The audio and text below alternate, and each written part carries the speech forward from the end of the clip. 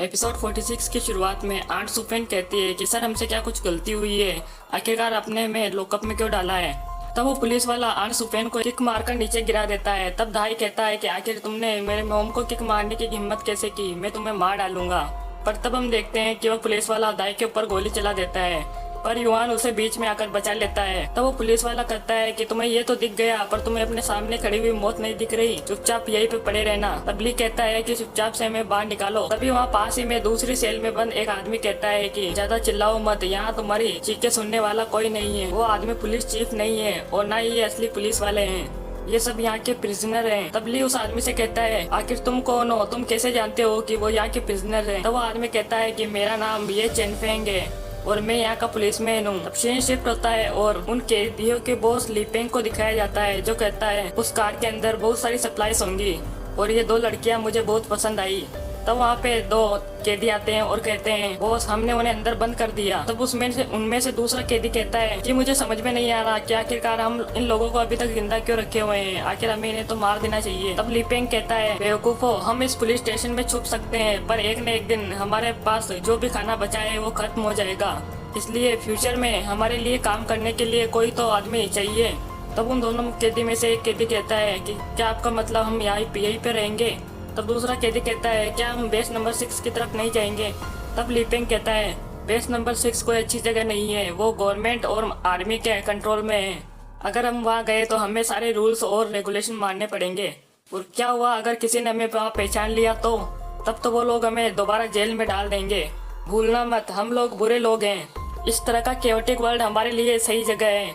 तब उन दोनों कैदियों में से एक कहता है कि आपने सही कहा, हमारे पास खाने के लिए पर्याप्त खाना है और एंजॉय करने के लिए औरतें हैं, इसलिए हमें कहीं और जाने की जरूरत नहीं है। तब दूसरा कैदी कहता है कि जब तक ज़ॉम्बीज़ यहाँ अंदर नहीं आते तब तक ये जगह हमारे लिए स्वर्ग है। तब लीपेंग कहता है चलो चलते हैं, इससे पहले कि वो ज़ॉम्बीज़ वापस आ जाएं, हमें उस लिमो को और उन दोनों लड़कियों को अंदर लाना होगा। तब सीन शिफ्ट होता है और त्यानियल को दिखाया जाता है, जो कहता है मुझे माफ करना तुम लोगों को इतने दूर लाने के लिए, शायद तुम लोग थक गए होंगे। तब त्यानियल उन लोगों को एक एक करके गिनने लगता है। तब वो बोलता है ये तो पूरा एक्सपीरियंस पॉइंट्स का कलेक्शन है मेरे लिए। तब वो अपनी कुल्हाड़ी निकालते हुए कहता है कि तुम लोग मुझे खाने आए थे ना, आओ और अपनी इच्छा पूरी करो। पर वो ज़ॉम्बीज़ उसके अपोजिट साइड में भागने लगते हैं। तब कैनियल सोचता है कि आखिरकार ये मुझसे दूर क्यों भाग रहे हैं, लगता है वो किसी चीज से डर रहे हैं, क्या मैं इतना स्ट्रॉन्ग हो गया हूँ कि वो लोग मुझसे डरने लगे हैं। पर तभी त्यानियल के पीछे से कोई अटैक करता है, पर त्यानियल उससे बच जाता है। तब हम देखते हैं कि ये एक नए टाइप का इवॉल्व ज़ॉम्बी था। तब त्यानियल कहता है कि आखिरकार ये क्या चीज है। तब उसकी रिंग में से वर्चुअल कोड सिस्टम कहती है इसका नाम लिकर है, ये सेकंड लेवल स्पीशीज है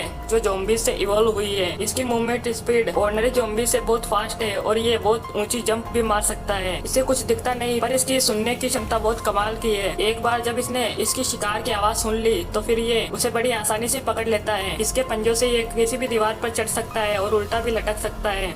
पर इसका सबसे पावरफुल वेपन इसकी जीभ है, जो कि पत्थरों को भी आसानी से चकनाचूर कर सकती है।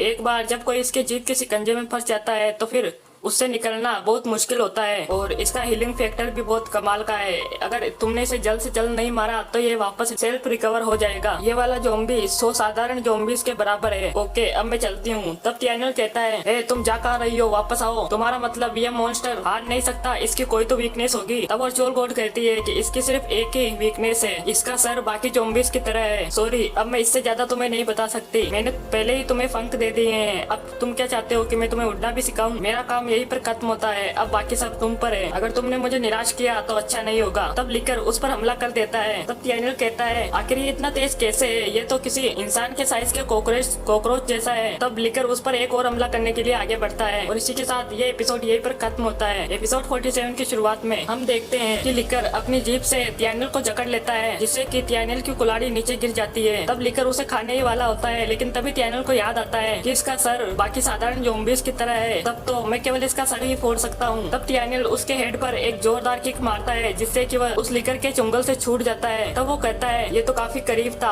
मैं कितना लकी हूँ कि मेरे पास इतने लंबे पैर हैं। तब वो लिकर मॉन्स्टर पुलिस स्टेशन की तरफ जाने लगता है। तब त्यानियल कहता है कि ये तो पुलिस स्टेशन की तरफ जा रहा है, अगर वो मॉन्स्टर वहाँ पे चला गया तो मेरे दोस्त खतरे में आ जाएंगे। तब सीन शिफ्ट होता है और पुलिस ऑफिसर चेनफेंग को दिखाया जाता है, जो कहता है जो आदमी खुद को यहाँ का पुलिस चीफ बता रहा था उसका नाम मा लीपेंग है, जो कि सिनिस्टर गैंग का लीडर है और वो सारे पुलिस वाले उसी के आदमी हैं। उन्होंने कई क्राइम किए हैं। मैंने और मेरे कलीग ने काफी मेहनत के बाद उन्हें पकड़ा था। जब अपोकलिप्स की शुरुआत हुई थी तो मेरे काफी कलीग्स लोगों को रेस्क्यू करने के लिए बाहर चले गए, पर बहुत ही जल्द सिचुएशन हमारे हाथों से निकल गई। जो भी मेरे साथ यहाँ पर बच गए थे उनको जल्द से जल्द पुलिस स्टेशन खाली करने का ऑर्डर मिला। जो क्रिमिनल्स यहाँ पर बंद थे हमने सोचा कि उन्हें भी बाहर निकाल लें, पर उन्होंने चुपके से सारे दरवाजे खोल दिए। जब हम यहाँ नीचे आए तो उन्होंने चुपके से हम पर हमला कर दिया। इस बीच मेरे 2 कलीग्स मारे गए। तब युवान कहता है, मुझे लगा ही था उन लोगों के साथ कुछ तो गड़बड़ है। वो लोग मुझे पुलिस वालों की तरह तो कभी नहीं लग रहे थे।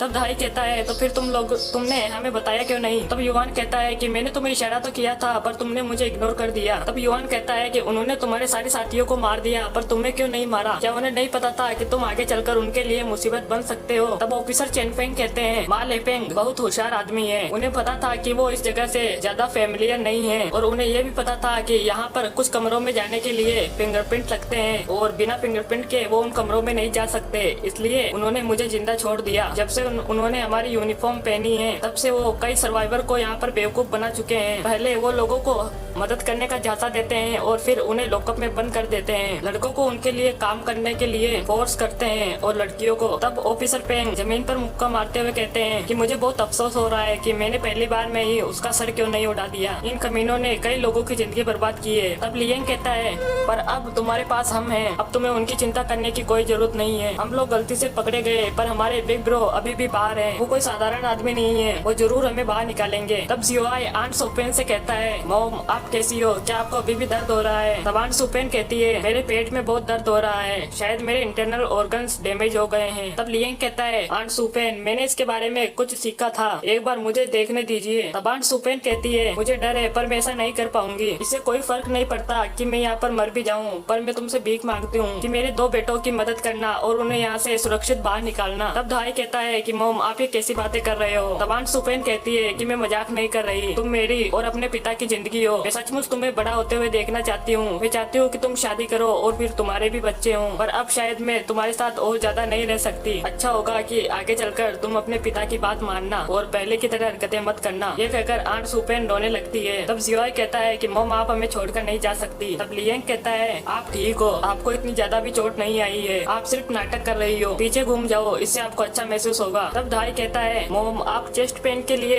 ऐसे लास्ट वर्ड कैसे कह सकती हो? आपको पता है मैं कितना डर गया था, मैं सचमुच इसे रिकॉर्ड करने वाला था और डैड को दिखाने वाला था। तब आंट सोपेन कहती है कि मैं कोई नाटक नहीं कर रही थी, मुझे सचमुच बहुत जोर से लगी थी, अपने डैड को इस बारे में मत बताना। तब युवान कहता है, अरे यार। तब लियंग कहता है, अब क्या हो गया? तब युवान बोलता है, मा लिपेंग जानता है कि हमारी कार बाहर है, इसलिए वो उसे लेने जरूर जाएगा, पर सिस्टर पिंगयान और यूजिन अभी भी कार में ही है। तब लियंग अपनी टी शर्ट निकालते हुए कहता है कि ठीक है, अब हमें जल्दी से जल्दी यहाँ से बाहर निकलना होगा। तब युवान कहता है कि पर तुम अपनी शर्ट क्यों निकाल रहे हो? तब लियंग कहता है कि मैंने ये मूवी में देखा था कि टी शर्ट को गीला करने से और उसके बाद आयरन रोड को मोड़ने से वो मुड़ जाती है, इसलिए मुझे अपनी टी शर्ट को गीला करना है, इसलिए कौन इस पे सुसु करना चाहेगा? तब युवान कहता है कि क्या तुम मुझसे मजाक कर रहे हो? क्या तुम्हें सचमुच लगता है कि तुम कोई जैकी चैन हो? तब धाई कहता है, ये सब बंद करो और अपने कपड़े वापस पहनो, ये बहुत गंदा लगता है। तब लियंग कहता है कि आखिरकार तुम क्या करना चाहते हो? तब जियोआई कहता है, अगर तुम यहाँ से बाहर निकलना चाहते हो तो अच्छा होगा कि तुम हमसे थोड़ा बेहतर तरीके से बात करो। मेरा भाई अकेला यहाँ पर है जो कि इस दरवाजे को खोल सकता है। तब लियंग कहता है, तुम्हें क्या लगता है कि हम इस पर भरोसा कर सकते हैं? तब धाई कहता है, ओ नहीं तो क्या किसी के पास किसी सुई की तरह कोई चीज है? पर लियंग और युवान नाम में सर हिलाते हैं। तब ऑफिसर चेनफेंग एक मेडल को धाई के पास फेंकते हुए कहता है कि क्या इससे काम बन जाएगा? तब धाई कहता है कि ये इतना भी बुरा नहीं है और ये कहकर वो डोर को खोलने में लग जाता है और इसी के साथ ये एपिसोड यहीं पर खत्म होता है।